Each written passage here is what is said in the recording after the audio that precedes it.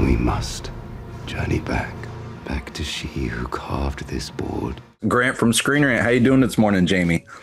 I'm good, Grant. How are you? I'm good, thank you. It's great to see you again, and I'm so excited to talk about Witchboard. I watched it over the weekend, and it was just such a blast, man. It had such a great mix of that good camp from the 80s, but also some good modern horror tricks that I just loved. So first and foremost, I'd love to ask, how familiar were you with the original film, given it is sort of a cult classic, when you were first approached for this one?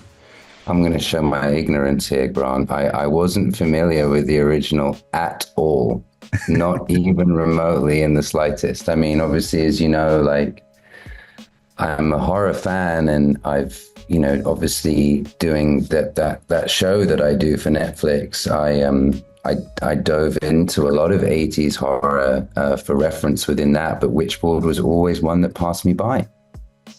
Well, there's such a big collection from that era. I can't blame you for missing that in your past. But so then when you came on board for this one, did you dive back into that original to get a sense of it all? No, Chuck and I spoke, and I think that one of the things that I felt was important, and I've done this for other jobs that I've done as well, was just to kind of allow it to be what it wanted to be. And allow it to live and breathe in its own way. And so it wasn't that I sort of actively avoided watching the original. It was just that I didn't actively participate in going to find it.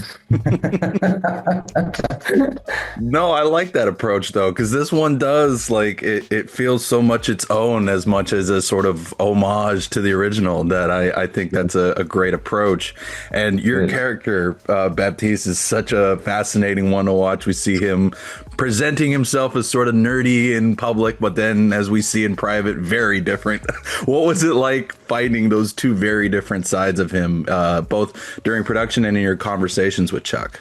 Well, the thing that, like, when I read it, what you started off by saying, about the sort of like 80s kind of campiness of it. When I read the script and when I would speak to friends about it, I was like, this feels like if Jumanji went horror. And that was really fun and interesting and fascinating to me. And I think that, like,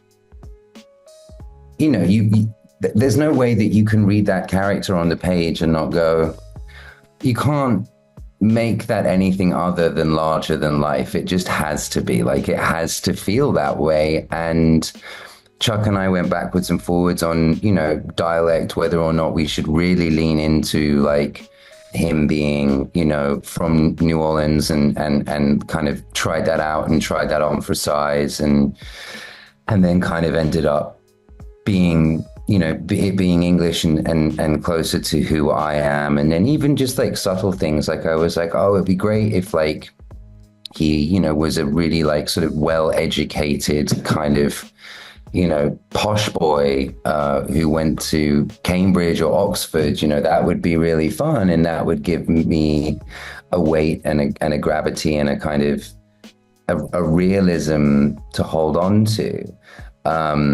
So just discovering him and kind of discovering this, it's quite sort of Richard III in a way, in the way that, like, he is just about, like, ultimate power. And I was like, that to me seems really fun. Like, that's something I can really kind of lean into in this desire. And, I think obviously, we speak about Emily and Madison Eisman's character, like, being addiction. And I think that power is obviously a sort of driving force for this guy, this addiction to ultimate knowledge, and I mean, it's quite sort of, I suppose, Faustian in that sense, this desire for infinite knowledge. So it was just a question of kind of just, like, cutting loose, just being like, it's going to be what it's going to be, and it's going to be great, and it's going to be fun, and having fun with it. Like, that was the main thing, because I read it and I was like, this feels like so much fun. I was like, I'm just going to have fun. I'm just going to enjoy the process of really leaning into this and making this character just, whatever it wants to be. And that's where I am now artistically. I definitely get the sense that he is a character who you have to shed whatever insecurities you have to play, because he just he owns whatever room he is in.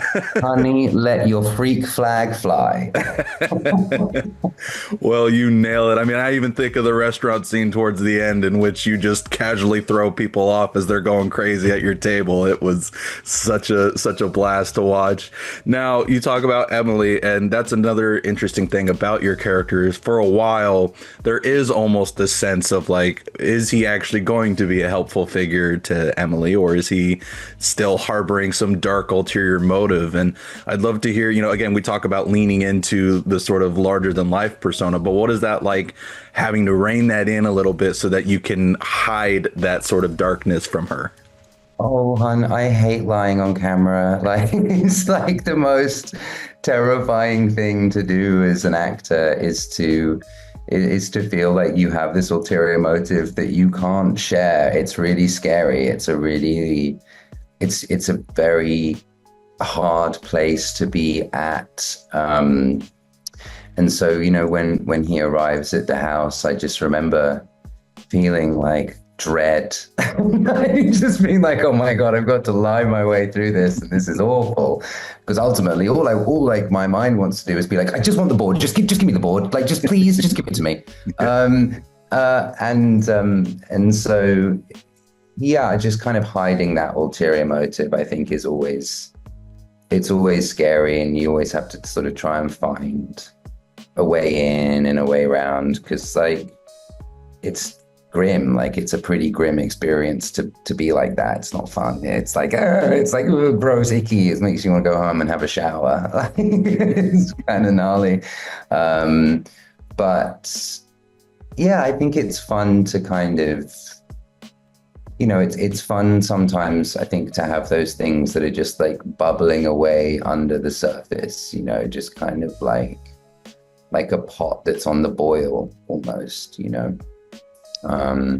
and hopefully, if you're playing a character like that, you get a chance to kind of take the lid off eventually and allow it to kind of just like spill over. And that's certainly how I saw that last third act of the script, was like, all right, well, this is his chance to really just kind of cut loose and show all of that stuff, that's been just like festering away. And I think it was a really, like, not to speak out of turn, but I think it was a really bold and interesting call for Chuck to cast someone younger, because I think if you look at that script and you look at that role, historically, you would probably see characters of that ilk being played by somebody of 50 plus, just because that's what we're used to and that's what we're used to seeing. So to have somebody of my age, kind of, not that I'm that far off 50, but like, I'm 36, but like,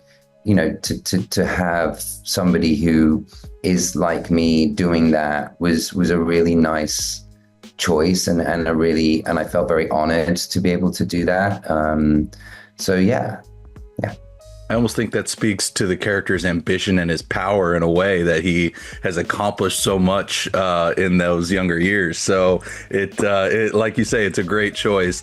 Now, I see I've got enough time for one more question. So before I let you go, the ending to this film leaves the door open for you and Nagasoth in a way to sort of come back for a sequel. And if Chuck came back to you with an idea for a follow-up, do you think you'd be down?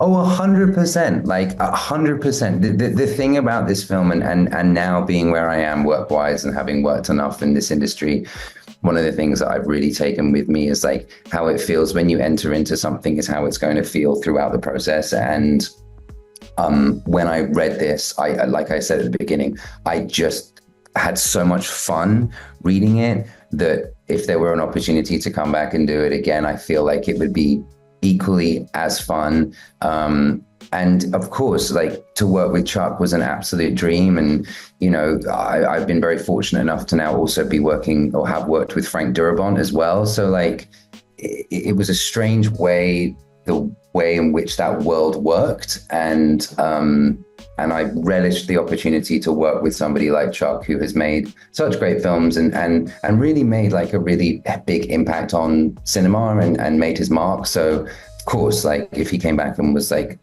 want to come back and do this again? I'd be like, dude, where's the cake? I feel like you have to come back after that ending tease, especially. I'd love to see what Babtiste looks like on the other side, tormenting everybody. So Hideous.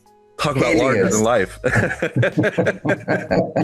Well, I see I've got to wrap up, so I will get on out of here. But Jamie, thank you so much. It was great to see you again. And again, not to blow smoke, I did love this film, and I think horror genre fans like myself are really going to get they're going to love it. They're going to love it. So thank you for taking the time. I think it's got everything. I think that's what's great. You're so welcome, and it's a really fun film, and that's just.